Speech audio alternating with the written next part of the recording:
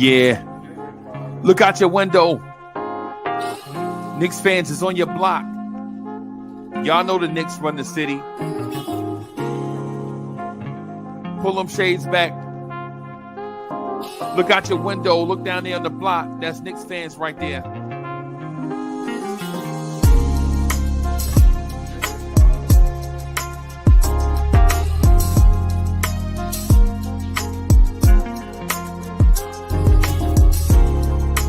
It's about that time. It's about that time of the week where you get ready for your work week with the man that is so smooth. He does not require a chaser. Your main man, the real, still the real Anthony D. And your main man, Jersey's finest, the hood representative, Uncle Freezy.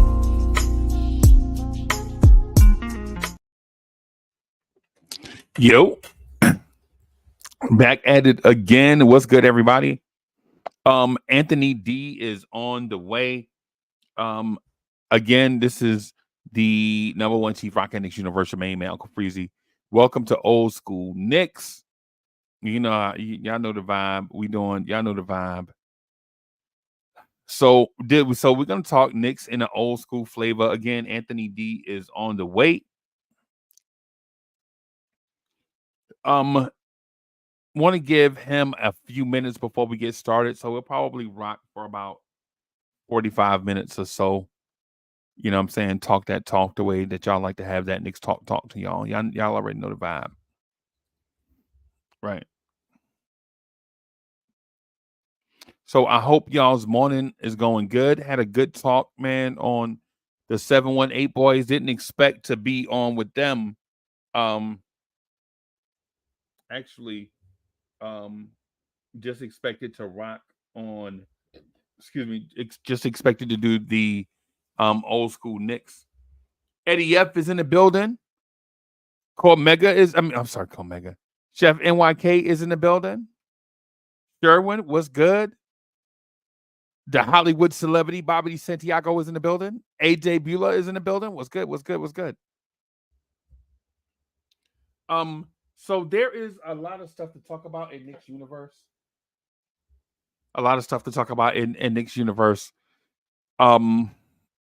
So much stuff that I find that in talking about the stuff in Knicks universe, I find that some of the stuff that I talk about, I don't really do it any justice. That's my fault. I'm gonna try to be better on that.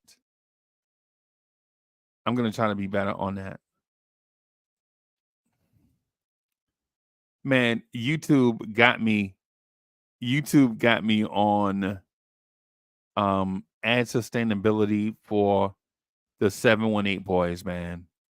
I cannot believe YouTube dinged me for the 718 boys. We said nothing out of the way on the 718 boys this morning. YouTube is a runaway train, y'all. It's frustrating. Eddie F says, loving the post-trade winning streak again. And Sherwin says, please, when you talk potential praise, please remember there is a hard cap and penalties for going over it. Yeah. Yeah, Sherwin, that don't make sense what you said. If it's a hard cap, you can't go over it.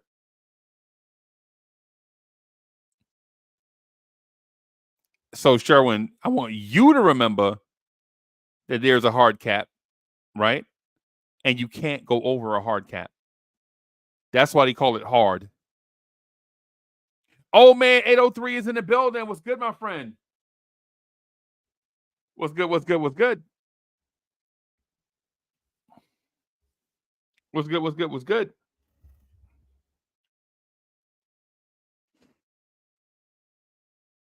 So, in terms of the trade scenarios, man, I think that's going to be the conversation du jour for the next month.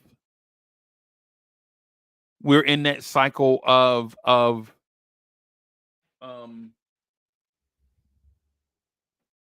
that.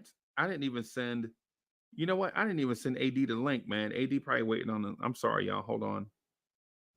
I ain't even send AD the link, and I'm sitting up here rocking. Let me do this real quick. Anthony D. My bad, AD. If you're watching, I'll do better.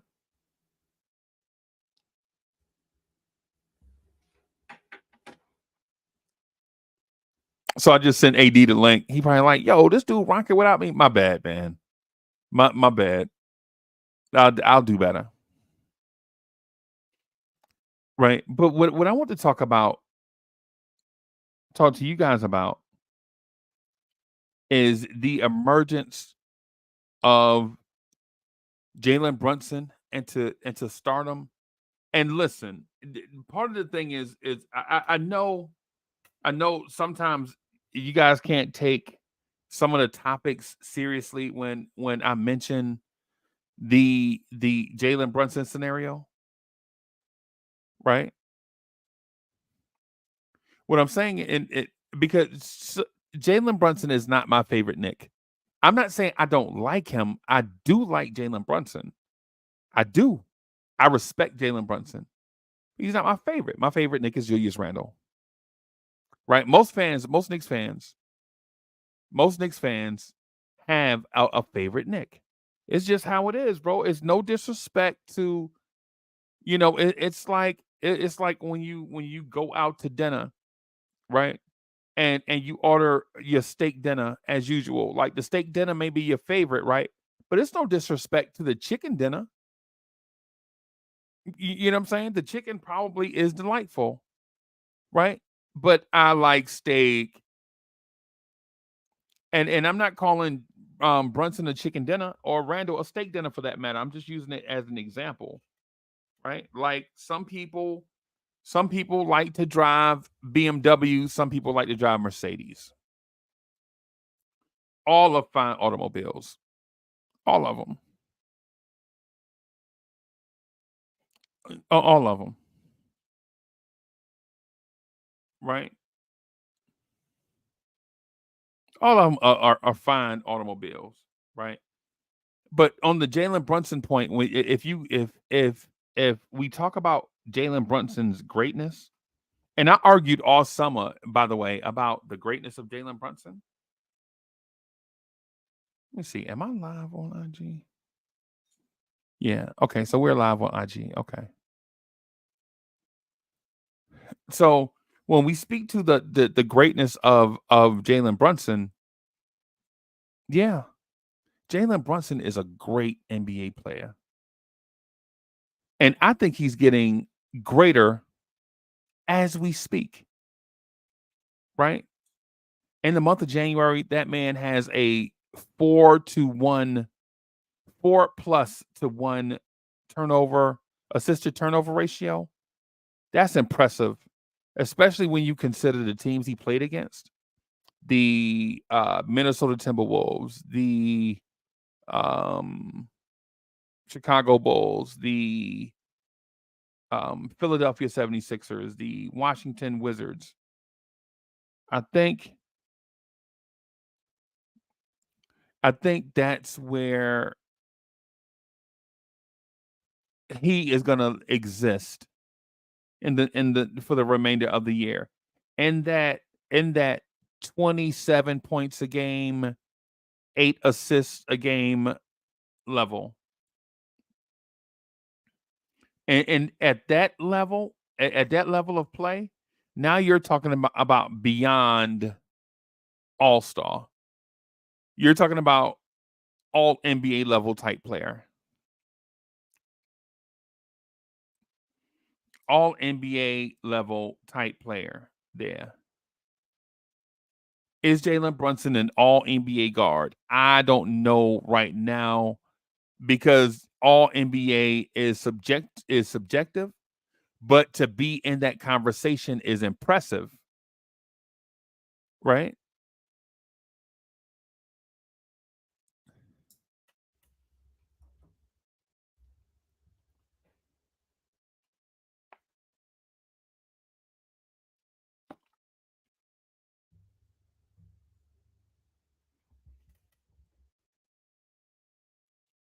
right?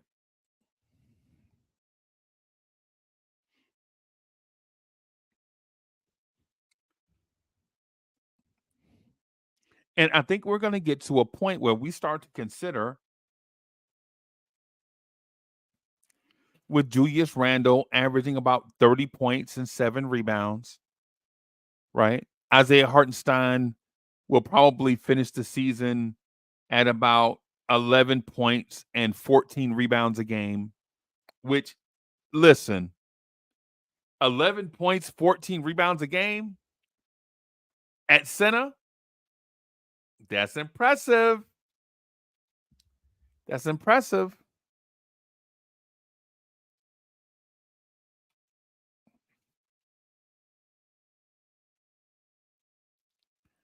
right? I think this may be the best version of the Knicks. And I'm talking about going forward, right?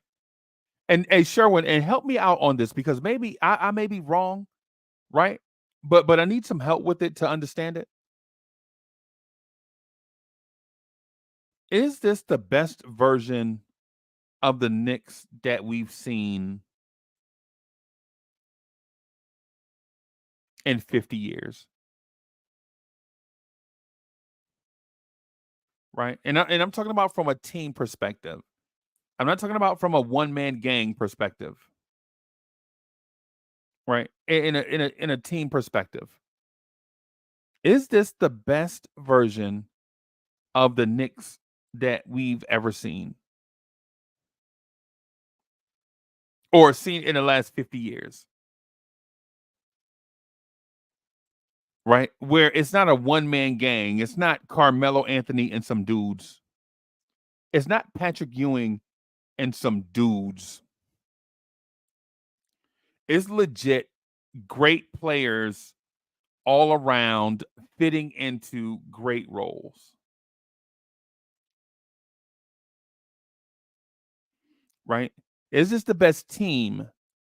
The best team, not a one man gang, not Patrick Ewing and a bunch of guys, or Carmelo Anthony and a bunch of guys, or Bernard King and a bunch of guys.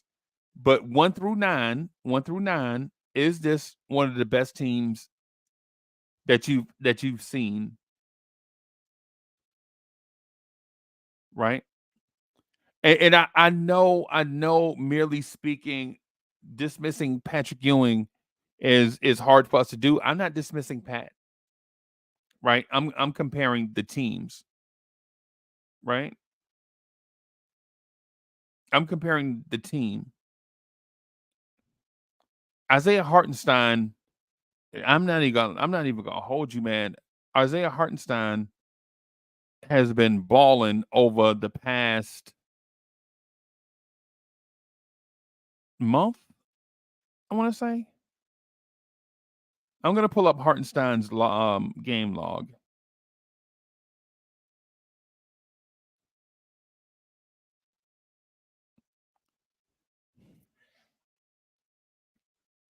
So Isaiah Hartenstein in the month of January is averaging 10.5 points and 13.5 rebounds, 2.5 assists, 3 blocks, 2.3 steals. That's impressive, everybody. That's impressive. He's shooting about 69% from the floor and 67% from the free throw line.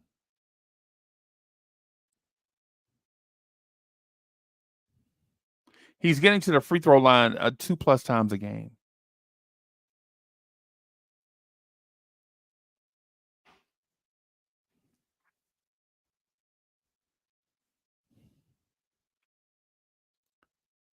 Right? So you couple the emergence of Hartenstein with the emergence of Brunson and the emergence and development of Randall and sprinkle in some OG Ananobi and the emergence of Deuce McBride. And what do you have? What do you have? I think you have a borderline a borderline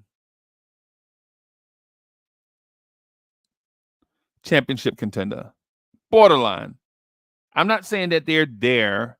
Of course, we need a larger sample size, right? Because the Knicks could lose on what's the next time we play? We play Portland. We play Portland. It seems like Tuesday, but it may be Monday. It may be Monday or Tuesday. We play Portland Tuesday. We play Portland Tuesday, Dallas Thursday, Memphis Saturday, Orlando next Monday, right? And if we lose one of those games in a weird way, Knicks fans could, in theory, go back to the conversation that they've been having before. I don't want to do that. I don't want to do that. What I'd like to do is think that the Knicks can beat Portland, and then Thursday in Dallas beat Dallas, and then Saturday in Memphis beat Memphis, and then come back home against Orlando and be competitive.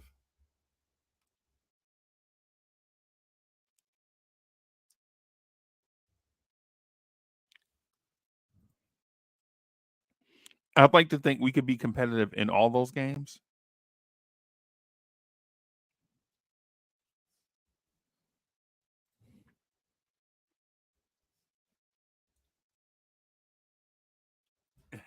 East Blue Drew says we're not losing. I'm confident, bro. I think Jalen Brunson is playing right now at an all NBA level. The only thing is that all NBA is kind of subjective. And Sherman says, "Are we playing Atlanta again in Atlanta? I have to go and visit my." Um, I don't know, big dog. I think so. I think we do. Usually, there's a trip to Atlanta during the winter. So let me see. Let me see. Let me see. Let me see. Let me see. Let me see. Let me see. Let me see. I don't see Atlanta on the schedule, bro. I don't see. Oh yeah, yeah. No, we have Atlanta in the city in March. So we have Atlanta in the city in March.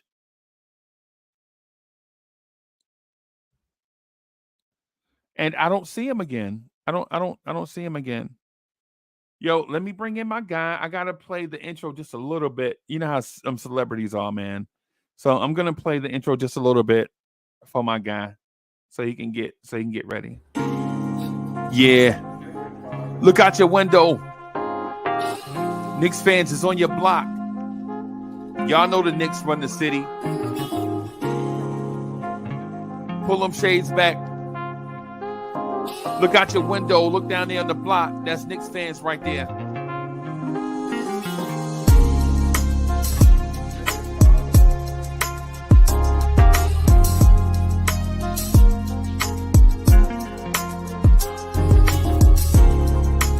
It's about that time. It's about that time of the week where you get ready for your work week with the man that is so smooth. He does not require a chaser. Your main man, the real, still the real Anthony D. And your main man, Jersey's finest, the hood representative, Uncle Freezy. Yo. Uncle Freezy. Salute, boss. It's still not easy. Yeah, man. Salute. Good morning. Good morning. Happy New Year, Uncle Freezy. Happy New Year. Happy New Year. It's Happy been New like, Year. it seems like we done been around. We haven't Yeah. seen each other in a good minute. Yeah. We've been rocking. It's been so much been going on. I don't want to interrupt the flow, so you let me know where we at with it. But good shout out to the Knicks fans. Haven't seen y'all. Happy New Year to y'all. Yeah, and so the question on the floor, I asked the chat, is this the best team 1 through 9 that the Knicks have had since the Clyde Frazier era? No. And I know there are teams with better records. You know, we've had a bunch of one man gang teams. Like we had the one man gang in Patrick Ewing. We had the one man gang in Bernard King. We had the one man gang in Carmelo Anthony. But as far as 1 through 9, is this the best team that we've had since the championship years? That we feel the most comfortable with. Let me say that like that. No. That's pretty easy. Okay. No. This is a good team. I mean, it has the makings to be a good team. Let me say that because OG just got here and so forth. You know, things are still fun. You can't ask that question, Freezy, because you have a hole in your second unit. You don't have anyone that consistently can get the team into plays and so forth. That's like the big worry now. Is like who are they gonna get to possibly help to alleviate that situation? So some of those teams, I mean, the '94 team didn't have that. You know, Okay. the '99 team didn't have that because whatever you may think about Ward and Childs, you know, they did get to a finals. I think this team right here wipes the floor with that 99 team. Yeah, I think this team is a better team than the '99 team. Yeah. Yeah. Because that team had holes also, and then it had injuries. But we had players that stepped up so big during that season. I mean, guys were playing out of their minds in that 99. That was a very good team. But when you take into account the offense that we were missing from the point guard position, when you take into account no wing players off the bench on that team, and then when you take into account the center, the big men outside of Camby were really old or worn down, then But I would take this team over that 99 team. And no disrespect to what they accomplished. I don't want to seem like because I love that team. But I think Jalen Brunson is playing at and listen, man, it's what has it been for Jalen Brunson? Like a hundred games? Is it 100 games as a Knick? That's about it. Jalen, holla at me. I paved the way for you. I was your John the Baptist. I said you would do what you were doing, and you're only gonna get better. Yeah. I did pave the way for you. You know, Yeah. we're not taking early credit for nothing. Yeah. But if you know, it's there for the taking. Right. Right. You know, can management, you know, make that next piece, or can this team go? I've seen worse teams go on magical runs. Right. Like we just said, the '99 team went on a magical run. Why Yeah, not this team? and that was a good team too, by the way. It's just circumstances limited that team. If Ewing doesn't get hurt, I don't care what no one says. We're winning the title that year. Yeah, no. We're beating San Antonio. Ewing doesn't get hurt. Ewing doesn't get hurt, we had enough inside and out to give it to them. They were a good team, no doubt, but it was an unfair advantage. Their twin towers against, you know, Canby And Larry Johnson guarding and a hurt Larry Johnson and what's my guy? Kurt Thomas. No, Kurt Thomas and the center? He took over. What's my dude? He became senator out in Portland somewhere, I think. You know what I'm talking Chris about? Dudley. Yes. Yeah. Chris Dudley. Yeah. And you know, Dudley, all Dudley had was just heart. Yeah, he was tough, right? He was zero skill. Tough. Yeah, he was tough, right? So you give me a Ewing, you know, and I'm not even saying prime Ewing, but you give me a Ewing, you know, that was, you know, he came in that year, he wasn't in shape, President of the union. Yeah. Short season. Yeah. But it's all there for this team. Yeah. Pat was Pat washed. was washed, and he got hurt, but he still managed. People forget that 99 team and that 2000 team went to back-to-back Eastern Conference Finals. Yeah. And they were a basket away from going from facing Shaq in 2000. Yeah. Yeah. You forget that. Yeah. Like that 99 team just wasn't 99. Yeah. Like the following year, Ewing gets the baseline pass. I can't remember from who, and Mourning over jumps the play. Ewing dunks it. Game over. Yeah. They're back in the Eastern Conference Final. They lose to Indiana. Right. To a red hot Jalen Rose, bro. But to that a team, red hot Jalen, yeah. That team was just always. They were always around. They were always in the mix. This team that. I'm gonna say that this team, in terms of 1 through 9, is better than that team that was maybe 1 through 4. Oh no, that's so disrespectful. Yeah. That's so disrespectful. Yeah, I'm gonna say that because disrespectful. This team 1 through 9, bro, gives you some stuff, bro. This for instance, if you just say for debate's sake, that Julius Randle and Patrick Ewing, the 2000 Pat Ewing, cancel each other out. I'm not going to give him that. No, I'm not going to give him that. I'm not going to give. You're not gonna mesmerize me and Nick Nation with in-season play, regular season play.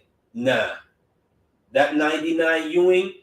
Check the receipts. In Game 5, Allen Houston's Game 5, Pat Ewing with a hurt rib and a hurt back and a hurt forearm and a bad Achilles. 23 points in Game 7. The score was less than 100. At 37 years old, he still had a third of thy points. I'm not going to give that to Randall. Randall got to get there and do that for me to make that comparison. And Ewing was, 37 at that time? Yeah. That doesn't cancel. Sorry.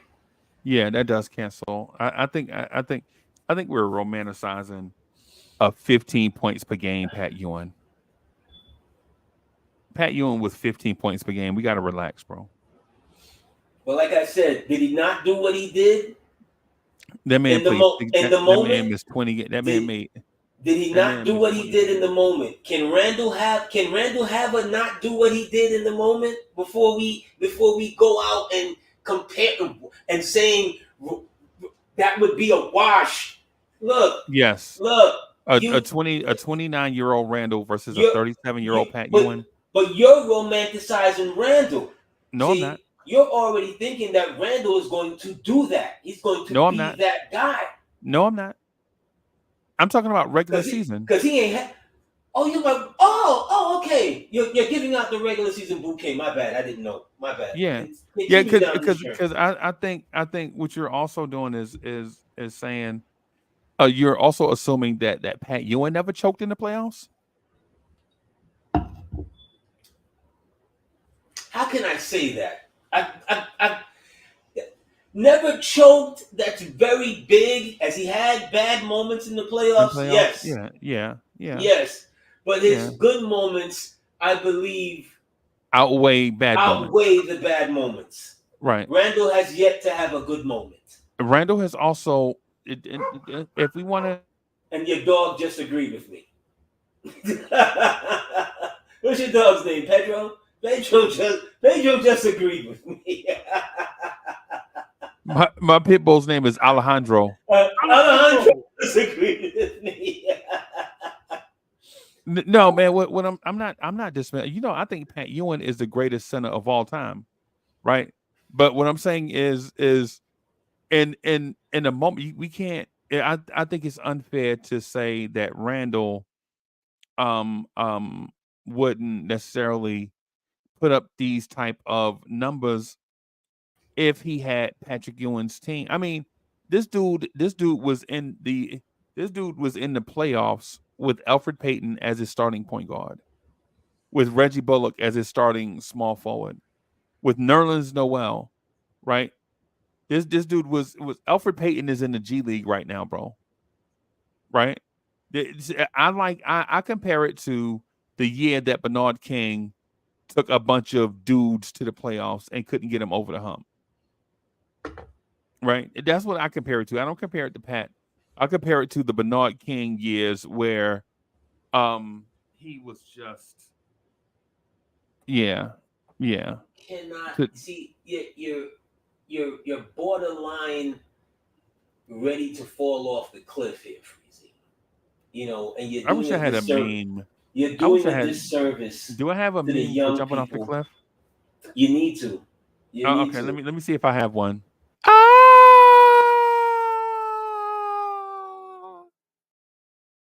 That was perfect. That was perfect. Okay. Absolutely. It said it all because you're doing a disservice to the young people who are listening and may tune in and say, yo, what these two old dudes talking about? Yeah, Bernard King in that moment took the 1984-85 eventual champions Boston Celtics to a game 7. He had 3 40-plus games in the playoffs in that series. Okay. Look, I told you this before with Randall. You gotta put out the work in those moments in order to get compared to the gods. He has not done that, Freezy. You cannot mislead the people with these comparisons of dragging the team. Bernard King's point guard name was Rory Sparrow. Yeah, he wasn't just point guard. It was Darryl Walker. Sparrow, Walker, Right. this one, that one. The point assist, the white one and the black one. Yeah, yes. Ernie Grunfeld was on that team, right? Ernie Grunfeld is on this team. Right, but that's my point. Louis Orr is, no disrespect, rest in peace to rest in peace, Louis Orr, Syracuse legend. Marvin Webster, rest in peace, is on this team. Right. Truck Robinson is on this team. Oh, Ken Bannister, good God.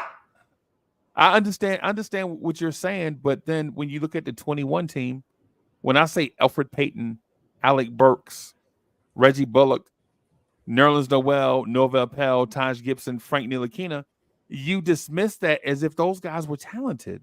No, they're not. They were not. They're not, but still, Bernard still found a way to get it to the very end. Not so much for Randall. Not so much for RJ.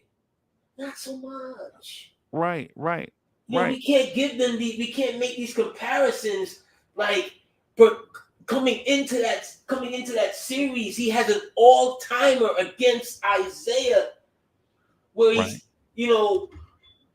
two broken fingers on each hand. And the story gets worse as the years goes on. He had 107-degree fever. Yes. He died and they resuscitated him at halftime. He was out there playing. He didn't wear sneakers. He wore stack heel shoes. I know. I know. This legend grows. Yeah. Randall has to he's got to get one of those, Freezy. You see what I'm saying? He has to have what Brunson did last year, busting to the last bullet. But the only thing is, Brunson did not bust to the last bullet.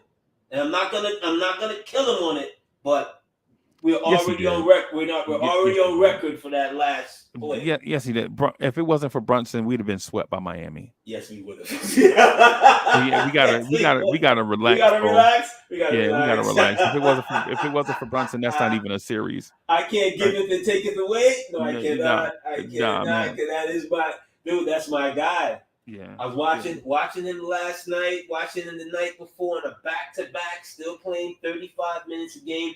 This is the leadership. This is what he's averaging 9 assists a game in January. It doesn't even matter for the heads that thought. It does matter. No, I'm saying it's only for the heads that only look at him as he's not a real point guard because he only averaged 6 assists a game. Da, da, da, da.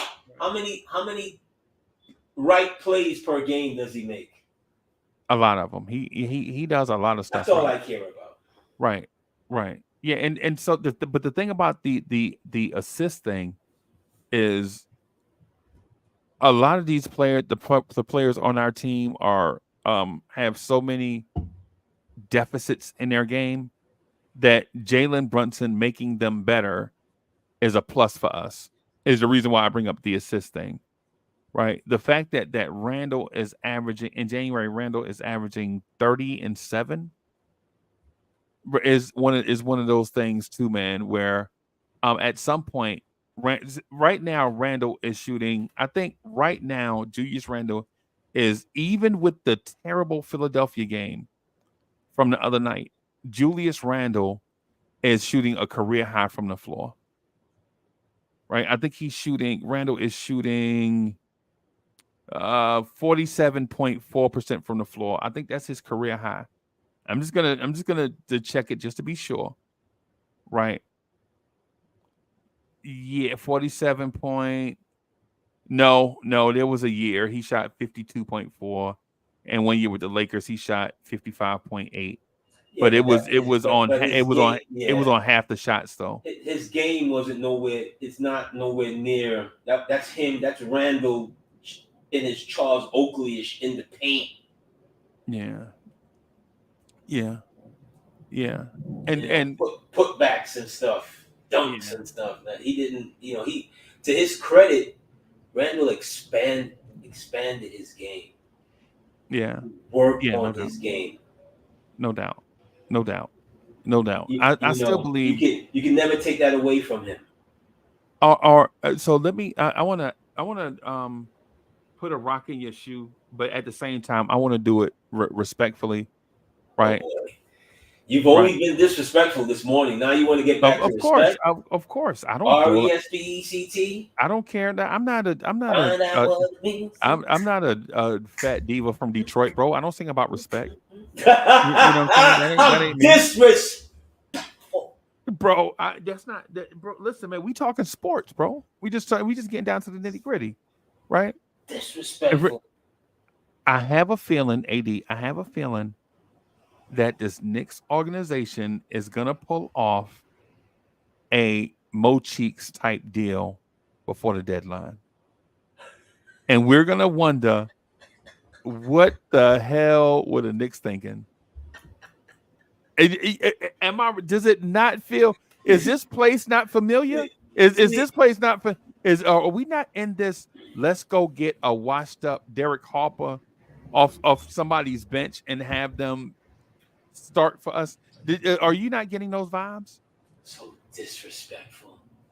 No. I mean respectful. I'm talking about. I'm being respectful to the fans and to the channel, like to the members of the channel, right? I want to say this. I want to say this for the Maurice Cheeks reference that you made.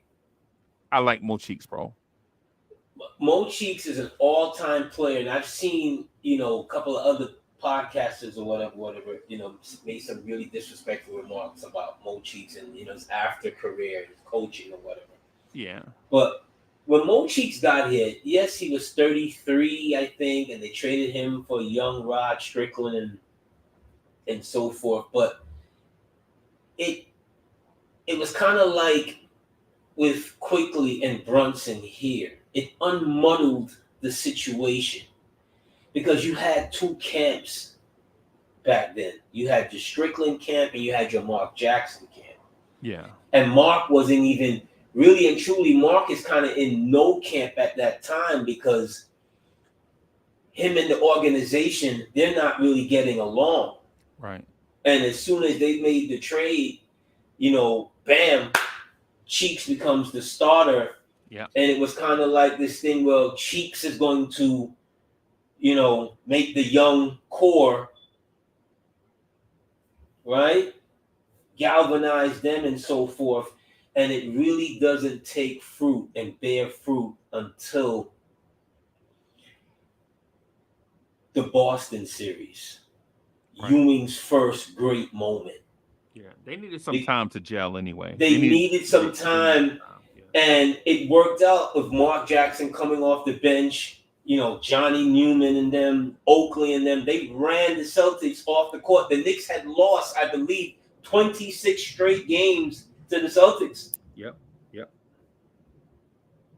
Robert Parrish at that time used to kill Ewing. Yep. And it was in that game he has his come to Jesus moment. Like, you know what? Jeff Ruland used to kill Pat. You remember Jeff Ruland? Jeff Ruland used to kill Pat Ewing. Jeff Ruland was nothing. I love Pat. I love Pat, but Jeff Ruland was like, yeah, Jeff Ruland. Come on, bro. But, that jump shot off the baseline, bro. You know, but Pat has his moment. You know, he finally has his moment, and it was with Mo Cheeks.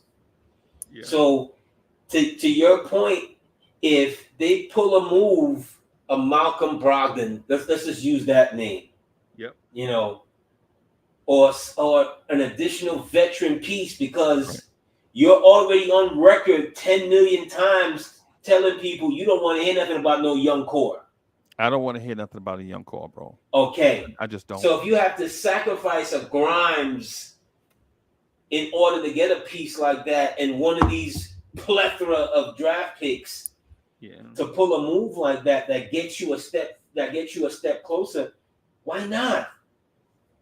Oh boy. Why not? Why would you want to do anything that would not help to bolster the Brunson experience? I don't have an issue with that. Right? I don't have an issue with that. Where I have the issue with is the after effects. Right? That's where my issue is. Right? I don't think it's I think that Malcolm Brogdon is the best example that we could probably give if we use that as exhibit A of a old, brittle, injury prone, but veteran and experienced point guard for a young guy who would eventually go to a team and become Rod Strickland. That's my issue. You already sacrificed your Rod Strickland. It was quickly. Yeah. You already sacrificed your you know, it was never going to work. Yeah. You know, you were never going to find a place for two guys that they don't have contrasting styles. Right. Quickly was never going to be able to, on the long term, play in the backcourt with Brunson. No. These are people who have these fantasies, and like, in what world did you see that working? It wasn't going to work. Okay? Do you think he already told you, I'm not giving you a hometown discount in the contract situation, so I'm not signing that deal. Right. Yep. Okay? So now what are you going to do? That sealed his fate. That sealed his fate. And on top of it, you brought in Dante DiVincenzo in the offseason. Right. As what? If that wasn't a security blanket or something that you already foresaw that was a better fit, I don't know what is. What were what the fans thinking? DiVincenzo was brought here because Grimes missed that shot in Miami. Like, people think our season was over when Jalen Brunson turned that ball over. It wasn't. When Jalen Brunson turned that ball over, the score was 92-90. Right? Remember, we fouled Miami. They went and shot free throws at the other end. The score was 94-90. Tom Thibodeau drew up a play, the best play he drew up all season, to get Grimes wide open. And Grimes was probably from where you're sitting to the opposite wall. There was no Miami Heat player in that area. Grimes was as open as a normal NBA player could possibly get, right? And he airballed through a UFO at the rim. And when he did that, I knew they were going to go get a shooting guard that can play in those moments, because Grimes wasn't ready. You have to. Yeah. if you're playing, you want dribble penetration is your first and foremost, off of a guy that even if he doesn't get into the lane, the step back, the pull up, the straight on three, the pick, the deep pick. He gives you all of that. And on top of it, he can also post you up. Okay. Right? So the pieces he needs around him are what? Are guys that in these areas around the hoop can hit that shot when he makes that pass. Yep. So to your earlier point of the assists are better, he has guys that are better at making that shot. Yeah. I understand. What was Dante's numbers on the catch and shoot coming in? Oh, he was impressive on catching shoot threes. But he only averaged what last year? Golden State, what, 11? Yeah. 12? Something like that? Yeah. Right? And if you want to go back even further, his connection to him in Nova, when they needed him in the biggest moment, he stepped up. He's a big game player. He's a big game player. If it wasn't for Dante DiVincenzo, Nova wouldn't have won that second championship. Right? Big game player. Yeah. So you're finding pieces that, so the next time Brunson gets in that piece, there's no hesitation. He's gonna kick it out to somebody he trusts. Right. Yeah. I agree. I agree with you, bro. I have no beef with that. You know what I'm saying? I have no beef with what you're saying. I think you're completely accurate, man. And it's no disrespect to Quickly and RJ. I wish them nothing but the best. Yeah. It just wasn't going to work here. Yeah. So they're in win now mode then. Oh, you better be in win now mode. You better be. You just brought in OG. He's not going to give you a hometown discount. Right. And if you don't re-sign him, whoever you do bring in, it has to be of the same magnitude, if not better. Right. There's no backpedaling from here on. Right. Not even from here on. From the moment you realize coming out of Game 6 that, you know what? That's our guy. Yeah. When you rewind the tape and you say, well, he had a bad wheel, bad fingers. Right. Still. Yeah. Right? Yeah. Still showing up. Bump what you're hearing on the he's too small, he's this, he's that. Yeah, that's okay. That's fine. That's fine for you. Right. That's an absolute 1A player. Yep. That we somehow we lucked out, Freezy, and we got this dude. Yeah. I think there are other players around the league just like that though.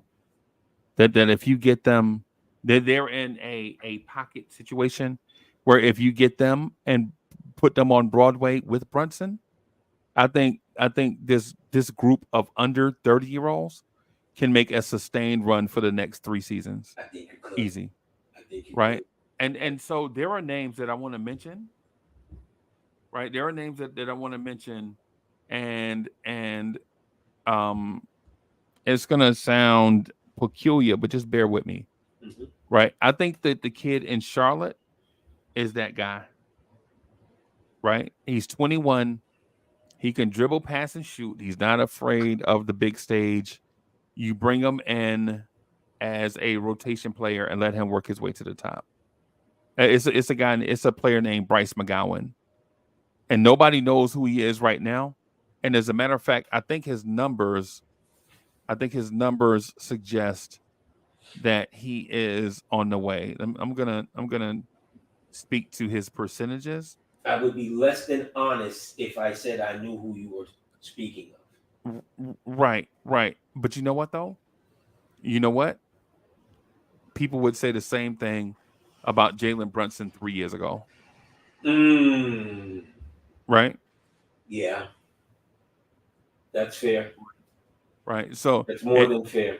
it's one of those things where It's if one of you those. It's one of those things, Feezy. You got to look at your scouting department when you see right, some of these guys come out and go back and check what their advanced scouting reports were and why they didn't think highly of this dude. right. And then you got to ask yourself, why is this person still within our organization? Yeah, so AD, here's the thing. Here's the thing that I want people to look at, right? So my man is right now in Charlotte with terrible point guard play because of LaMelo Ball being in and out of the lineup. Right. Um, um, he's 44% from the floor, he's 39% from three, and about 74% from the free throw line. But the thing that intrigues me about him is not his shooting splits, right? What the things that that impresses me is his at combo guard, his assist to turnover ratio is almost two, right? So he's a combo guard for Charlotte because they already have two experienced point guards. He was a point guard in college, and you know he's not going to take away minutes from LaMelo Ball and Terry Rozier. You know what I'm saying? If we were being honest, right? Um, um, so but the thing about him is, I see, AD. Here's the thing I was gonna mention. He's 6'7", a fl- Hinton. a fluid 6'7" combo guard that Mm, can dribble, pass, shoot, defend, and rebound. Right. And so what happens is when you bring him in, think about he's OG Anunoby's height, mm. right? But you bring him in as not as a replacement for um um Dante DiVincenzo, but as a facilitating piece. But let me ask you this: how do you like the way Deuce McBride facilitates? I think Deuce is in a weird place Right, right, because he needs to be ready every time out. right, And sometimes I like it, sometimes I don't. right, You know, the other night when he hit the threes, it wasn't in a facilitating position. He was coming off the catch and shoot. right, And, he found himself in the right areas, put himself in, and then add with his defense. right. They're not looking for just that. You understand? So to the facilitating part, I think you go out, you may have to sacrifice him to get you that consistent facilitator off that, Right, to what you speak of, in that second team. right. That's the point that I was getting at. It's not. I don't. I listen. I love Deuce, and Deuce McBride is a fan of the show. Shout out to Deuce McBride, right? Fan of the show. That's the rumor that I hear. That he's a fan of you know what I'm saying, watching us when he gets time. You know, NBA players are busy, right? You think? But yeah. And so I'm busy right now ordering a pizza. yeah, it's yeah. But my thing is though, bro, no lie. My thing is is I like what Grimes is doing. Grimes has been aggressive off the dribble the past few games without RJ and quickly. I kind of like that, but I think Bryce McGowan offers you that right now, and it's not a struggle, right? He's not the defender. He's not the defender Quentin Grimes is. He's not the pure shooter Quentin Grimes is, even though the percentages would suggest otherwise. Grimes does it on a lower percentage at a higher volume. Bryce McGowan just basically knocks down the shots that he gets. Then he's You know not what I'm gonna. saying? He's from those 2 points that where you say that he's not giving you. Tom Thibodeau needs that. Yeah, I know. I know.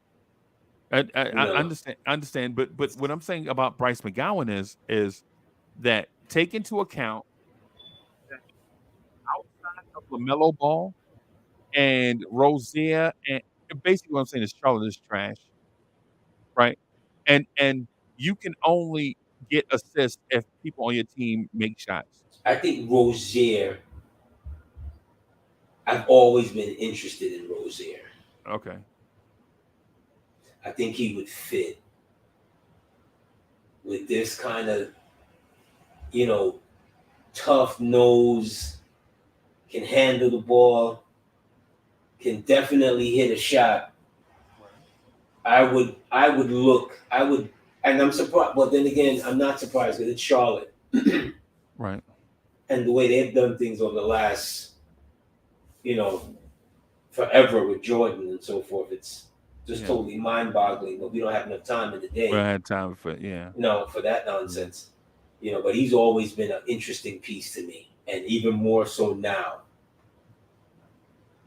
because that it's a glaring weakness as far as the facilitating and hitting the shot, and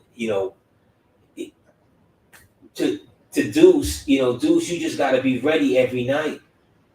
Yeah, that's just what it is. There's no more grace period. There's no more grace period. He's on the way, bro. He's on the way. Oh, he needed to be alive on arrival. I understand what you're saying. I'm with you. You're saying, hey, we can't wait on you to get ready. You have to be ready right now. No, right now. Right now, because we're not developing. We're not developing anymore. Right now, we want to compete for a championship right now. Yeah. Same thing for Grimes. You don't have no more excuses. There's more room for play. There's more minutes there because you just lost a wing and a guard at the same time. Right.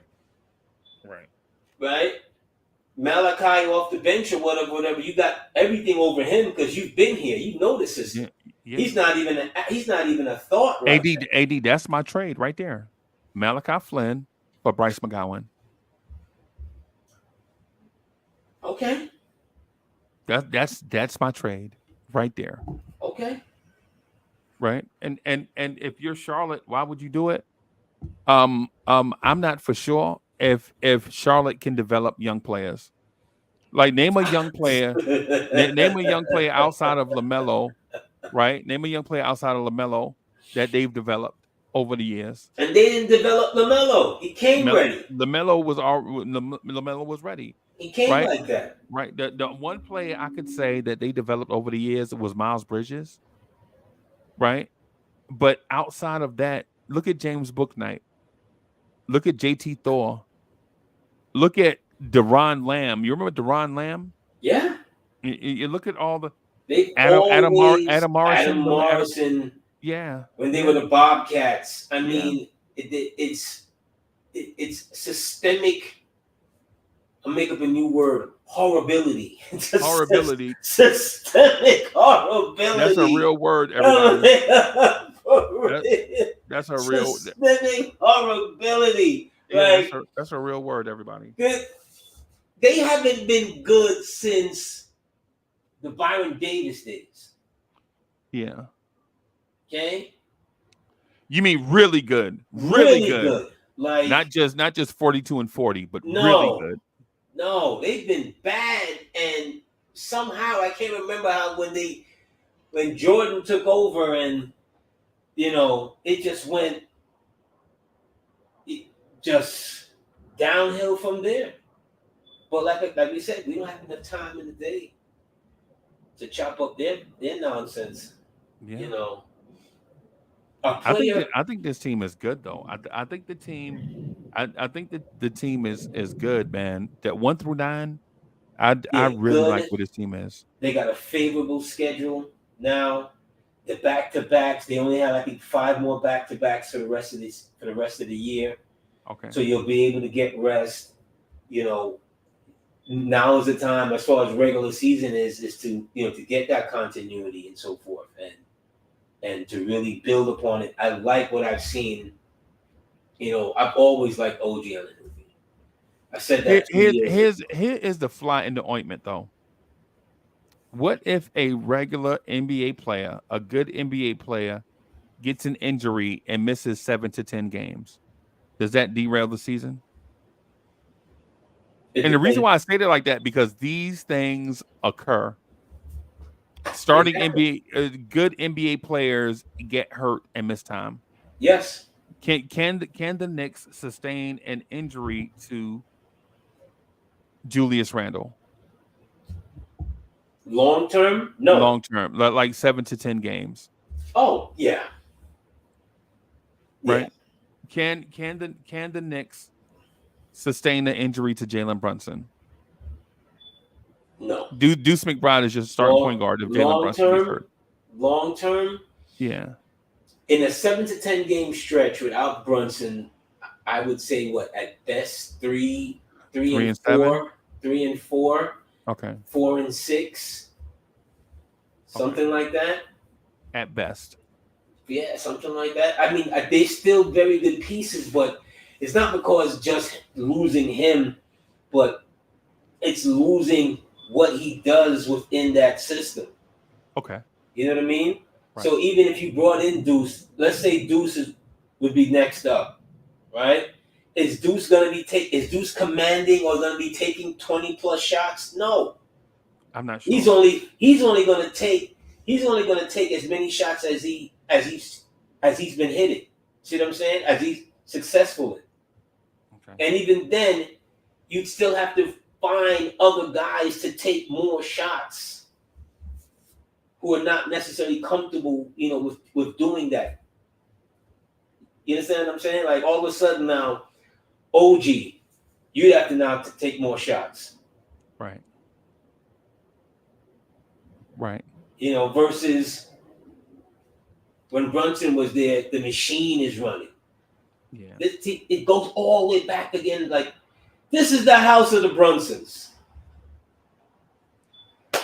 Okay. Right, but NBA players do miss time though. We've seen it Yeah, every I don't I year. don't I Every don't year. expect Brunson to play all 82 games. As a matter of fact, I would prefer for Brunson to play 70 games, right? If that means he's going to be healthy for the playoffs. That's my preference. I would prefer That's Randall to today's play, NBA. yeah, 75 games, 75 games if that means Randall's going to be healthy for the playoffs. The thing with Julius Randle is that Randle wants to play all 82 games and then gets to the playoffs and he's dinged up and nicked up and all this stuff. What I'm saying is let's put the macho stuff aside and just prepare yourself for the play because in theory the playoffs is what matters, right? Absolutely. And some guys need a break here or there. Yeah, You know, yeah, it's especially when they're today's playing 38. it's just today's game. It's just today's game, and how they bring them up.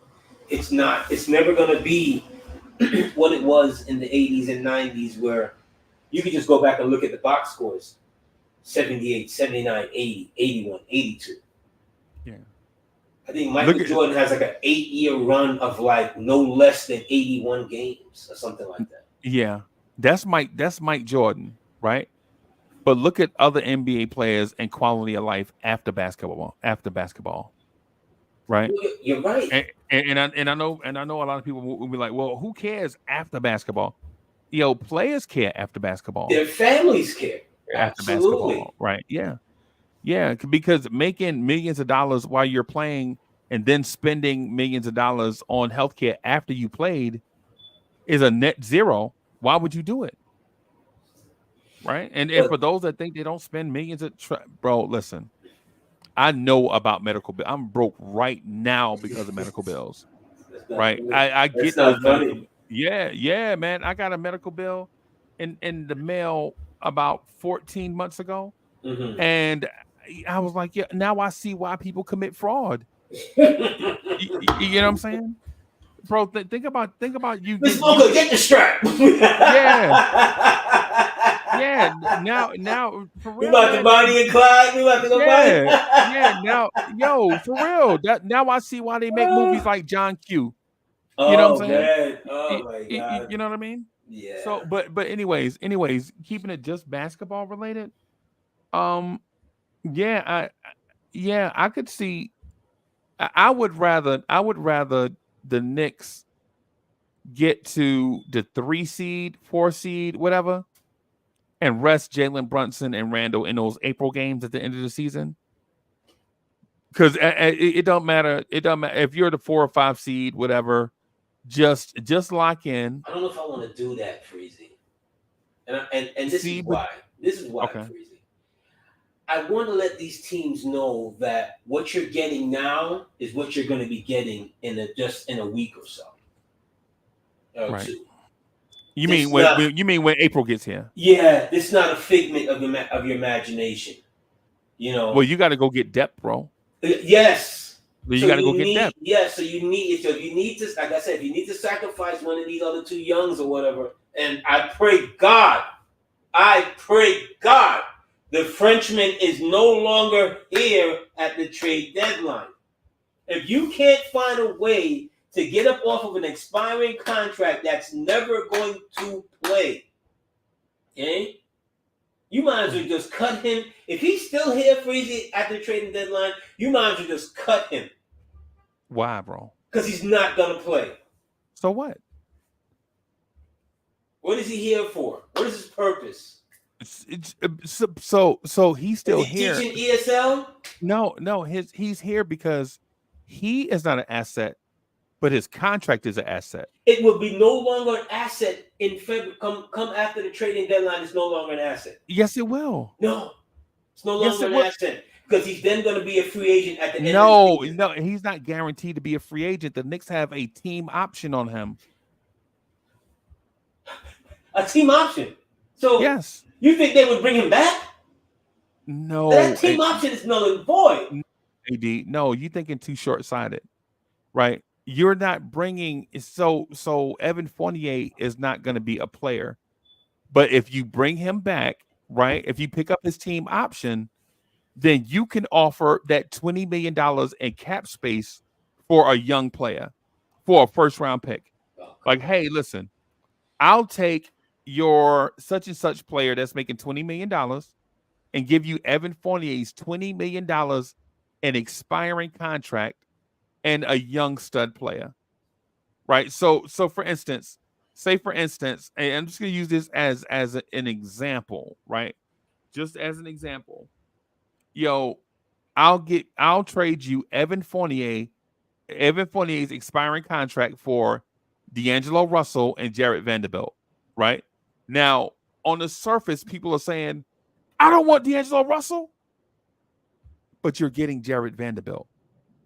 You're getting a big, bouncy, super athletic wing player off the bench that is going to give you the same thing OG Anunoby gives you, but from the bench. The Lakers are never doing that. Just by the way, the Lakers are never doing that. Wait a minute. You're saying the Lakers would never make a trade to create cap space so they can bring in help for LeBron? Is that what you're saying? Not right now.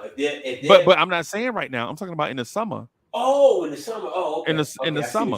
Okay, I see what you're saying. Okay. Yeah, in the summertime. Are you saying that the Lakers would never? No, I see what you're saying. I thought that was more of you were speaking of in more immediate terms. No, you asked me why would they bring them back in the summer? Okay, my bad. Right. Okay. Right. And so that's why you would bring them back. You would do he's an expensive piece of furniture with the plastic on it. Yeah. Yeah. You're not going to play Evan Fournier under no circumstance. Right? But his contract under no circumstance. Yeah, but the contract is more valuable than the player in this circumstance. Right? Because you pick up his team option during the summer, and basically what that does is it's an expiring contract at that point because the Knicks have a team option. Right? And so with Evan Fournier's $20 million and expiring salary during the summer, you can legit offer, and I'm not saying that this is a smart thing to do, but I'm just saying in general, you can legit offer New Orleans Mitchell Robinson and Evan Fournier's expiring contract for Trey Murphy III. And since you don't draft young players, you can use an Evan Fournier expiring $20 million contract to entice New Orleans to come off a young player because they have a surplus. They have a surplus at that position. But what they really want is a center, right? So you give them Mitch, right? And listen, no disrespect to Wow, Mitch. I love Mitch. you've I'm moved just on, using him as Mitch. an example. I love You're Mitch. in love with iHeart. You have officially moved on, Mitch. No, I haven't. Ladies and gentlemen, Freezy has broke ranks. He has officially moved on, Mitch. So Mitch is out the door. Hey, what'd you say? Mitch is Ain't nobody got time for that. AD is saying that I moved on from Mitch. Ain't nobody got time for that. Have moved on from no, Mitch. I haven't moved on. Smooth, Freezy, smooth. I like how you did that. I like how you did that. You know, that's nice. Yeah. Tell me. Yeah, I think that's let me ask you a question. Give me your thoughts on iHeart and how do they keep him after this year? Man, I don't have thoughts on iHeart. He's played himself into like you're probably gonna have to pay him as much as you paid Mitch. What I'm telling you is slow down, relax, bro. Can we see 2 or 3 more months of this first? Can we get to April? Can we get to April with these numbers? You know he was doing this last year as well, right? No, he was not doing this last year. Yeah, because you remember Mitch got hurt last year too, right? Yeah, and he wasn't averaging 10 and 15 last year. But he was Jericho Sims was starting over him last year. No, but he was playing very well last year as well. Yeah. Very well. And he got paid very well. He was I think he was probably the second highest paid backup center in the NBA. He's definitely outplayed his contract. Let's see. Oh my God, bro! My God! You need more evidence that this dude hypocrite. I'm not even saying he's going to be your starter or you're going to pay him a mega amount of cash, but iHeart is a good ball player. Yes. What? That said, cocaine is hell of a drug. Yes, it surely is. I can't vouch for that because I've never done that. But the thing is, it's a hypocritical statement because we're always saying I need to see more from Randall, and then iHeart has a small stretch, and we're trying to give him the bag. They're two different players. What you expect out of them are completely different. Complete. I expect for iHeart to be the same player that I saw against Cleveland and in spurts against Miami, that toughness, and even what he's doing now. You know, okay. I'm not expecting for him to all of a sudden, be grabbing 20 rebounds per game and so forth. It would be great. It would be great, yeah. But I'm not saying that. Randall now, to whom much is given. Come on, give it to me. Man, all I'm saying is before we give Hartenstein $23 million a year because he averaged 10 points and 15 rebounds. I'm saying let's just see him do it through the end of the season. I'd rather have that conversation. To me is a end of the season conversation. Okay. With the trade deadline coming up, you know what I'm saying? I'm thinking, are we going to trade for Doc Rivers? Right? That's where I'm concerned at right now. Are we going to do an in-season trade? Are we going to trade for Doc Rivers and Charles Smith? Is what I'm getting at. You're so disrespectful. No, for real. Consistently taking jabs at Charles Smith. What did Charles do to you? I like Charles Smith. I like Charles Smith. I think he's done a disservice. I mean, he was not done a disservice, but can we not, give him parole? Once a Knick, always a Knick. No, I'm no, because you almost made me, man. I almost cuss like I'm once a Knick, always a Knick. And y'all be beating up on Frank Ntilikina. What's the Knick? Always a Knick. But then when I bring up Dennis Smith Jr., cats cuss me out. Yeah. I mean, come on. there's Once a levels Nick, to always this a though. Nick. There's levels to this though, Freezy. Come on. Yeah, no, I don't want to be a hypocrite. It's either We, black or white. Once a Nick, always a Nick, or not. okay, that's Yeah, fine. because when I bring up Derek Williams, when I bring up Emmanuel Mudiay, Oh my once a Nick, God. always a Nick. Emmanuel Mudiay. Woo!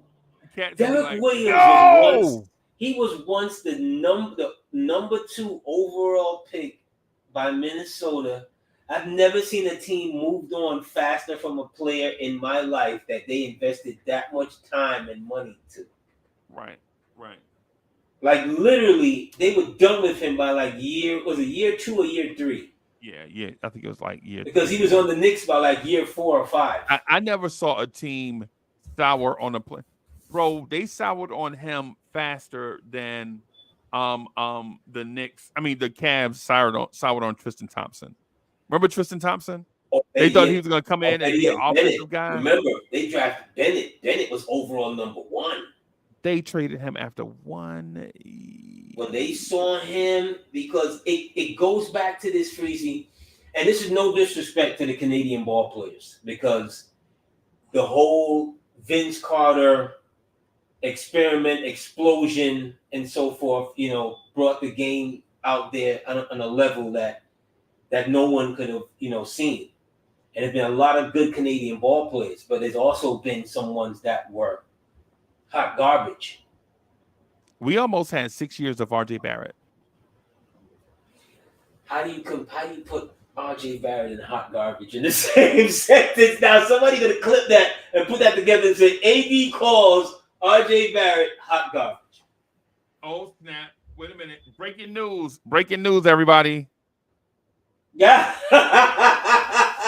RJ Barrett in the layup line. Oh my RJ God. Barrett in the layup line. Breaking news, everybody. You have been so disrespectful to that young man. This was a young man that I remember you talking about him before he was even on my radar, from back with Sin years ago.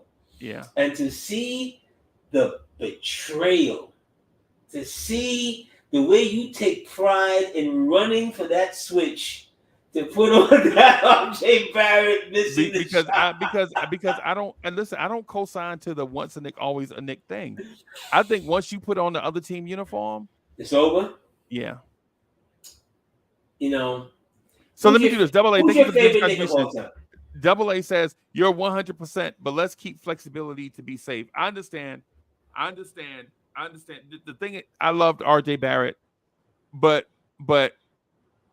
I'm in that thing like it was good while it lasted, but I'm not gonna carry the baggage from former relationships always into a new relationship with no baggage, right? That's me. Now my favorite Nick right now is Randall. My favorite Nick of all time, I go back and forth between Clyde Frazier and Patrick Ewing, right? I love Clyde Frazier, bro. And a lot of it is more off the floor stuff and big game stuff than regular season stuff. I love Pat Ewing, and Pat Ewing is my regular season heartstring, bro. Right? I used to love to see Pat Ewing in a game against, say, Milwaukee against Andrew Lang. And Pat Ewing just whip out the bag. Oh my God! You remember Pat Ewing put Andrew Lang in the spin cycle? Yeah. They had. Oh, you remember Pat Ewing put Mark West? You remember Mark West? Mark West. He rocked Mark to sleep. Yeah, he rocked Mark to sleep. He put that man in a. Mark West is still looking for Pat. Yeah. Right now. Rocked him to sleep. Gave him that. And by the time he swung back, all you saw was Pat with the right hand. Ka-chow! Yeah. Like, So Randall is a top 10 Nick for me, and not just because of stats. And the reason why I love Randall so much is because Julius Randle wants to be here, and we put that man through so much stuff, and you ain't heard that man complain one time. So stop it. Was he not giving us the finger the other day? Will you stop No, stop it, bro. Was he not crying the other day? Was his wife not on Twitter cussing us out? You know, all kinds no disrespect. You know, you my man, 50 grand, but that's a real soft take right there, bro. But did he not do it? If people was doing that to your family in the stands, we'd have had to peel you off them people, right? Julius Randle gave them people that was heckling his family the thumbs down, and we up here sounding like Lisa and Coke Jam. Yeah, you are correct, Freezy. But Freezy, you know what I'm saying? Come on, bro. You can't eliminate the human element, Freezy. bro. No, they heckling, bro. They heckling your wife with your kids there. You're right. I'm not saying and that's your correct. wife and your wife is pregnant. I am not saying that is correct. And he give them the thumbs down. But Freezy, and most of y'all in the chat, it was an listen, empty I know chat. I know y'all. I see y'all comments all the time, bro. If that were y'all and them dudes was doing that to your pregnant wife, absolutely, 99% of the chat would have still been in prison right now. But Freezy, right? that's not the Randall point, gave them the Freezy. Thumbs down. That's and Freezy. You're going off the point here, Freezy. No, bro. What I'm saying is this dude is a human being. Yes, 100%. And I'm not arguing that. The rest of the year, Freezy, it was a lost, empty 2010-5 season. It just was. He was totally gone. He was totally mentally out of it, Freezy. You can't deny that. Who else was playing with him at the time? Derrick Rose was hurt. Remember, Derrick Rose got hurt at Thanksgiving. Said he was going to come back after Christmas. That he had a setback. They said he would be back in February, and we come to find out Derrick Rose is out for the season. Right? Kemba Walker knee was bone on bone. And I don't know if you ever heard that. I don't know if you ever heard that. I don't know if you ever heard that saying before. But Kemba Walker's knee was bone on bone, bro. The Knicks had so many injuries. The Knicks had so many injuries that they legit played Damian Dotson and Quentin Grimes in the same backcourt. Right? They gave Dotson a 10-day contract, and they gave the super spy Ryan Arcidiacono a 10-day contract. And Ryan was telling Jalen, hey, man, it's looking good over here, bro. We can come in here and take over. Freezy, do you not remember Patrick Ewing falling on the court? A fan takes down the poster and tears Ewing's head out and puts his head on it. They took his poster night, and threw it at him, Freezy. Right. Did they do that, Freezy? I saw that. I watched that. Ewing lifted. Does that make it right? Though, AD, does that make it right? Does not make it right. So what are we talking about then? What we're talking about here is, Freezy, is that one guy's mentally not that tough to fight through that. Ewing had to fight through that. Ewing had to live through that. No. Ewing ain't run from that. No, there is never an excuse for bad behavior. You're correct. I'm not excusing the behavior, but did Ewing run from that? Did Ewing still not give out? Did Ewing still not give out his best night in, night out? But I don't. My name is Uncle Freezy, and I do not approve this method.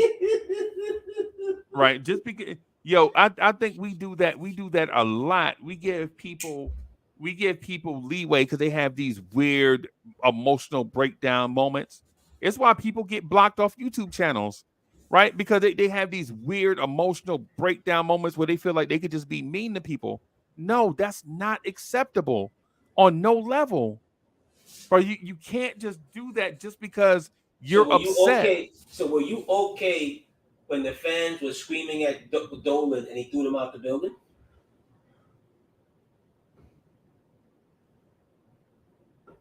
When they were screaming obscenities at Dolan, and Dolan said, "Yo, my guy, get their asses out of here. Get their asses up out of here." Get them out of here. Yeah. Okay. Yeah, I'm super good with that. So we're gonna keep it 100 because I was good with that too. Yeah, and because here's the thing: for every idiot fan that feels like they can act up in public, there are 1,000 people waiting for that seat. right? Absolutely. So if you're Dolan, you can do that. That doesn't make it right on either side. But what I'm saying is, as adults, bro, we have to behave ourselves and act like we got some damn common sense. You know what I'm Okay. saying? We can't just be Okay. wilding out. And So then now let me ask you this one. Were you okay with how Dolan treated the great Charles Oakley and having him ejected out of the Garden, looking like an old Luke Cage, grabbing on for dear life? Oakley ain't no old Luke Cage. Oakley is Charles Oakley. Charles Oakley is an old ass bully that most people are afraid of, so they let him get away with anything, right? That most people in real life are afraid of Charles Oakley like dudes, so they let him get away with stuff because of the fear that something might happen, right? And you said great Charles Oakley. Charles Oakley ain't great. He a bully, and we let bullies do stuff in our communities and stuff. Yet Charles Oakley, I'm glad. So you thought he was being a bully in that moment? He was definitely being a bully in that moment to the to the employees. Listen, we're talking about what Oakley did to Dolan. What about what Oakley did to the people that was just doing their job? Yes, he did. It's not funny. It's not funny, but I'm laughing. I don't care. Okay, because when I remember the moment, and they kind of surround him with maybe 3 or 4. I think one or two cops. AD, first of all, they didn't surround him at first. They talked to him at first. Remember that? Yes, they were talking. They were trying to talk to him at first. But because he's 6'9", and everybody else is at best 6'2", maybe 6, something like that. Right. So he's towering over the situation. And he's drawn attention to everybody. They're like, hey, everybody, look, they're surrounding me. Yeah, he did. Yeah, Charles Oakley, man. No, I don't. Charles Oakley, man, Freezy. You think I give a fuck about Charles Oakley, bro? You think I give a fuck about Charles Oakley, bro? Freezy has arrived, baby. Yeah, but man, I don't give a damn, man. I don't care nothing about no. But hey, Justo11, thank you for the generous contribution. He says Randall been all NBA and all-star after the New York criticism. Right? I'm telling you, as a man, I don't care about bullies, bro. I don't care about bullies, whether you're a physical bully or if you're a Spike Lee and they sent you 10,000 messages about using the same exit as everybody else, and then you try to use this exit anyway, as if the Knicks didn't try to reach out to you. And then you're like, you're going to do me like Oakley. I don't care about millionaire bullies and these dudes, bro. And I respect Spike Lee, bro. He got to have it. Yeah, he got to have it, bro. But Spike Lee, when they give you these instructions, bro, they looking out for everybody's safety, Spike. You got to do the right thing. You know what I'm saying? Come on, Spike. Just because you an inside man, you know what I'm saying, don't mean you get some type of special treatment. You know what I'm saying? So yeah, man. Well, all I'm saying is the Oakley thing. I get it, but there is never an excuse for poor behavior. It don't matter, but bro. Bad optics all the way around, Freezy. And here's my thing. Does Bernard King do the Knicks like that? No, he does. Does Sprewell do the Knicks like that? Sprewell used to be a hothead. Does he do the Knicks like that? No, he does not. Only Oakley. Charles Oakley told you before this incident even happened that he didn't like the Knicks, and he was a Cleveland Cavaliers fan. He was at the Cleveland Cavaliers games rooting for LeBron. Yes, you're right. Right. To me, I thought it was a fixable situation. Right? I thought it was a fixable situation. I didn't think the Knicks PR needed to come out after the meeting with the league, with the commissioner. I think Michael Jordan was there in the meeting or whatever. Like after that, they could have just made nice. They could have because the Knicks were trying to make nice with that man, bro. Okay, but I don't think they totally made nice. I really don't. AD, I really don't.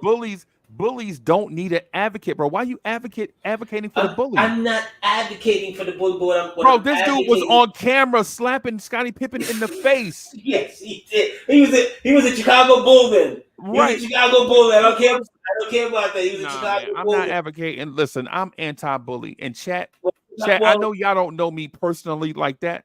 But for the 100 or so people, that's in the chat, listen, man, I'm anti-bully. I'm all for everybody having a good time in a safe way. Right? Absolutely. That's why when I come on and do the show, I speak to all 100 or whatever, however many people are in the chat, like human beings. You know what I'm saying? I respect you guys, even though I don't know half of you personally. I respect you guys and want you guys to go about your thing in a safe way, right? But then when guys like Charles Oakley come along being a bully for years, it's not. Charles Oakley didn't have a bad day. He has always been this guy. Well, we're shooting Charles Oakley bail, but then we're criticizing Randall. Well, yo, come on, man. Well, come on, we're bro. not. We're criticizing Randall because Randall has yet to be. Okay, now you're gonna get me upset now. Okay, do you think the other night up in was it Milwaukee or those couple games before the win streak, when teams were routinely slapping Brunson around, and your big 6'9", 2-time All NBA player is nowhere near the fracas. He's nowhere near letting people know you can't keep putting hands on Brunson. You think if that was Charles Oakley in that situation, that would have kept happening? Huh? You want to keep it up? AD. No. You want to keep it up? I'm just going to say this. In that situation, that would have kept happening? AD, I'm just going to say this on tape in a friendly way. I have you on tape. I have you on video multiple times saying that Julius Randle can't lose his temper and have breakdowns because he is a star player. I have you, bro. I have you on video, bro. You have to have your teammates back. No, it can't be. It can't be both. And you've got to set it. Just the same thing with Draymond Green. It's the same thing. He's not going to allow you to beat up on Steph Curry. Are you just so that I can follow? Are you changing your position on it? I'm just asking. Because the Phoenix Suns game, when Randall flipped out and was going to fight the Phoenix Suns by himself, I have you and others on. You mean after he put hands on quickly, and like I said, he's put hands more on his teammates than on other players, than on the other guys. You can't have it both ways, bro. No. Oh my God, Freezy, you're not keeping it solid. You're not. Okay, I'll tell you what. I have it archived, right? I'm gonna clip it and play it, right? Because baby, yeah, absolutely. What I'm saying to you, bro, is we can't have it both ways. If there's a dislike for Randall, just say we don't like Randall. But to criticize everything that man does, if he fights the Phoenix Suns by himself, he crazy. He having mental breakdowns, right? But then when he don't do it, then it's like, what is Randall doing? He the star player. He the enforcer. He's supposed to be.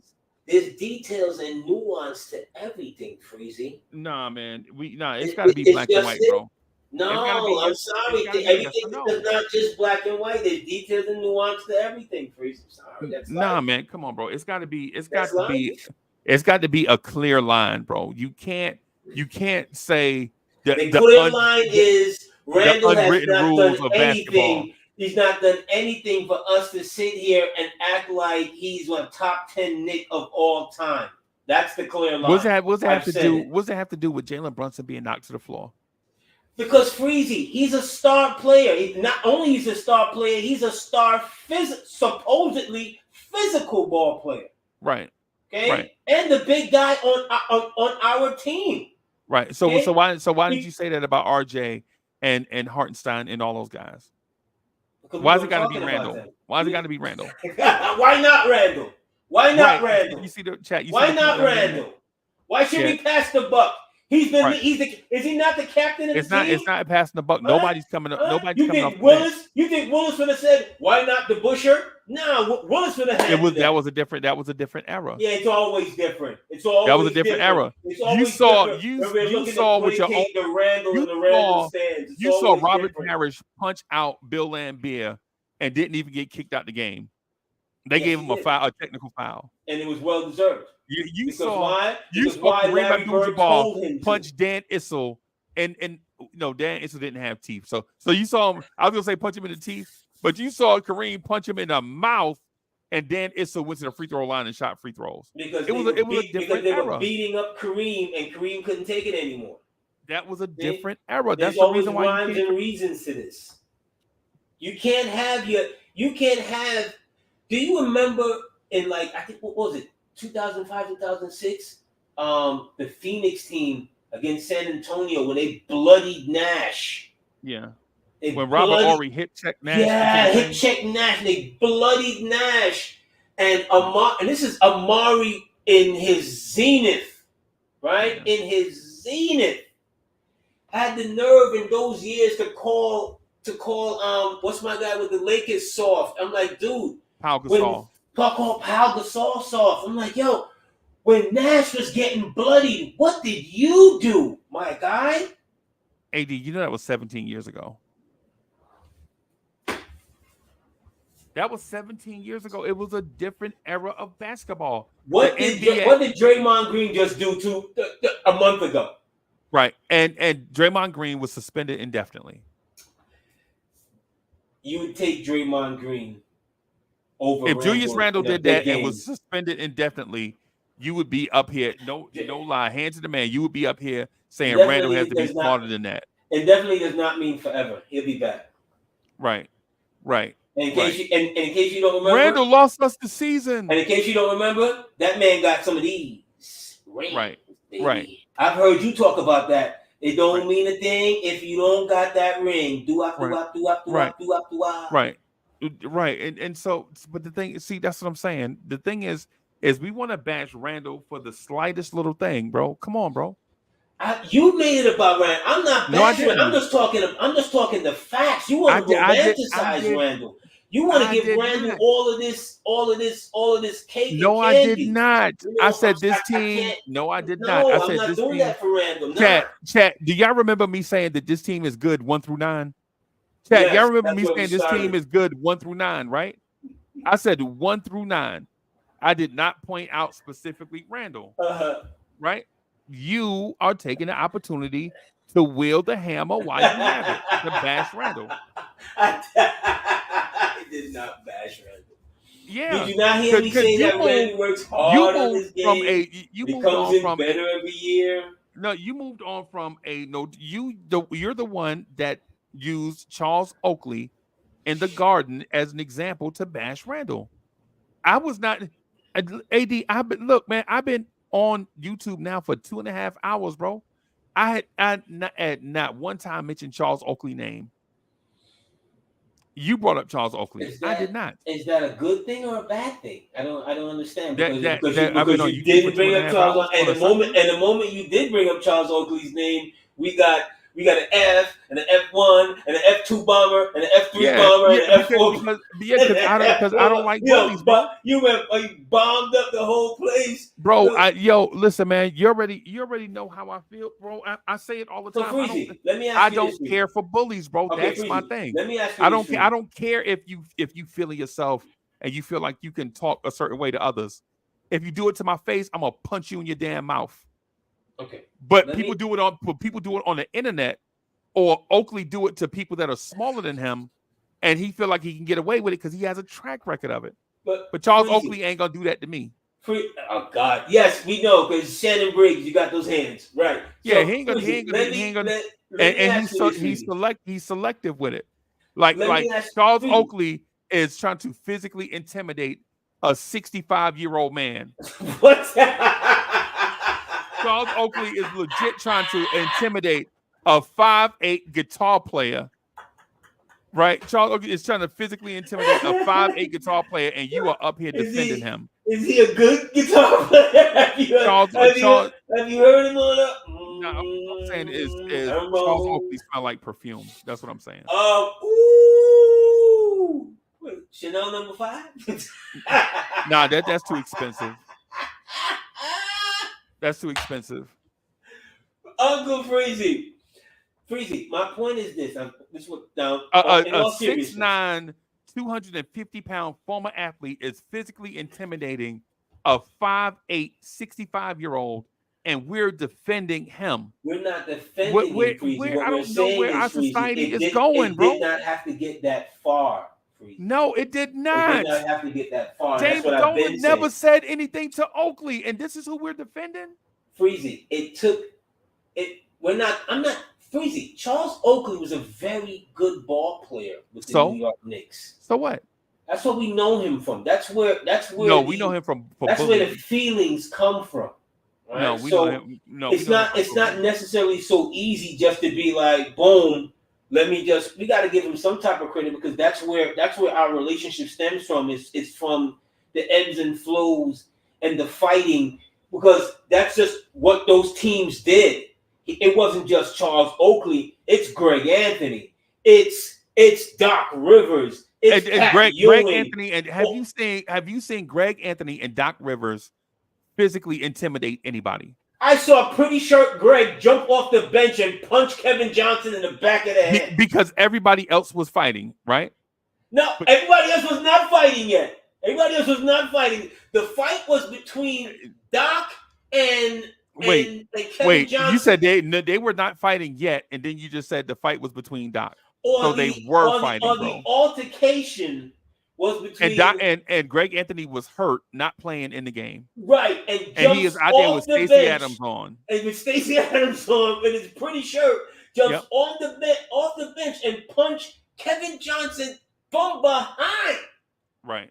Okay, that's just who we were as a team. No, that was the culture.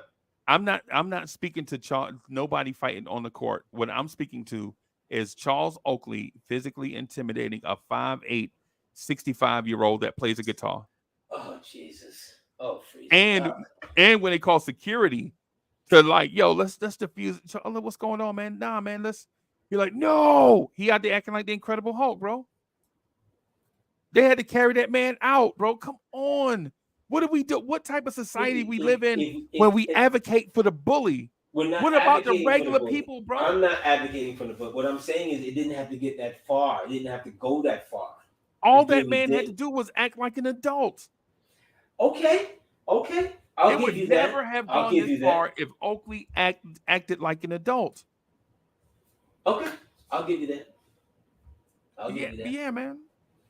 We're not advocating for the behavior. We're advocating that the player that we knew and watched and so forth, we didn't want to have to see him go out like that in the garden floor. On the garden floor. In the garden on the floor. It didn't have to end up like that. It should have never ended up like that. Bro, because what? I mean, that means that anybody can get it? No, I don't. Man, listen, I'm not advocating for violence at all. I'm doing the opposite. Okay. I'm trying to do the opposite. I don't get into all that stuff. I only use these hands if I have to. Right? I only use these hands to defend myself. Right? That's it, man. That's it in a nutshell. Are you still trying to get back into the ring? Because I'm seeing you like you shaping down. Okay, I'm trying to. I saw Deontay Wilder lose the other day, and it was motivation. What's new with Deontay Wilder? I mean, what's the state of the heavyweight division is what it is. Yeah, it is. I was watching this morning, right before we spoke, George Foreman against Holyfield. Oh my God, bro, that was a good one. Some of them shots that Foreman took, bro. But Foreman has a chin though. He did. And Holyfield is not necessarily known for punching power. He's known for the accumulation of punches. On his second life, because no one was able to knock Foreman down in the second life of Foreman. Yeah. He refused to go down. He just told himself that he was never going to go down. And when you looked at his face, he took a massive beating. But Holyfield, I mean, he gave some. You know, he gave a lot. He gave a lot to Holyfield in that at what 42 years old, which back then that seemed like, you know, you're an old man at 42 back then. Yeah. You know, that was. I wouldn't fight him. I wouldn't fight him right now, even unless I was backed into a corner. Yeah, George is just. Yeah. They were showing you. And I'm bigger than Foreman, by the way. I'm bigger than George Foreman. You're bigger than George. Yeah. Right. And I still wouldn't fight unless. And that dude like 75 years old, unless he backed me into a corner. Him hitting the heavy bag in his prime is like something you've never seen before. He hit the bag so hard that the dude who's holding the bag would fall off the bag. Yeah. Like routinely fall off the bag. Him hitting the bag is like when you hear like a what was that? They used to knock down buildings. The bulldozer. The wrecking ball. The wrecking ball. Yeah. Boom. Boom. Like that dude could he could kill you. Yeah. Absolutely in his prime. You know, shout out to George. You know, one of the great heavyweights there is. So Freezy. Shout out to the Jets. Shout out to our Jets. Well, it's not our Jets, and we're not going to JETS, mess. You're such a hater, Freezy. You're such a hater. But come on, bro. It is what it is. I gotta get out of here, Freezy. Yeah, me too. I gotta make me a Quentin Grimes. I got some luncheon meat in the fridge. I'm going to make me a sky high Quentin Grimes sandwich right now, bro. So disrespectful. Yeah, man. All right, family. We don't know where we started, but we know where we ended it. We ended it with you. Thanks for joining us again. Look for me and Freezy in the whirlwind. Garvey. Peace out.